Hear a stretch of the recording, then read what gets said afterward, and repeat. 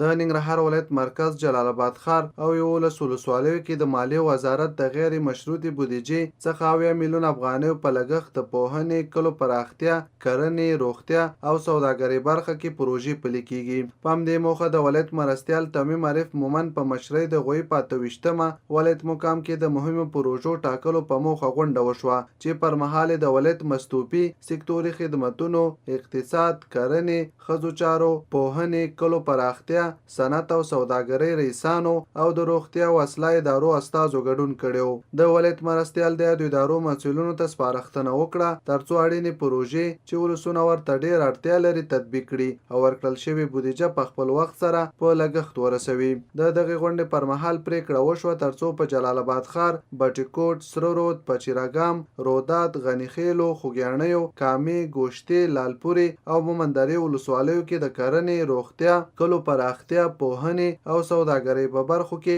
ګڼ شمېر پروژې تطبیق شي. دغه راز مسؤلینو په یاد ولسوالیو کې د اړتیاو په اړه خبرې اترې وکړې چې مشورو وروسته پروژې وټاکل شوې چې ډیر ژر به عملي چارې پیل شي. په دغو پروژو کې جلال آباد ښار کې سوداګرۍ او پوهنې ریاستونو لپاره د ارشیف او قرطاسیو ودانیو جوړول، په 11 ولسوالیو کې د سربندونو، کرنیزو ودانیو، حیواني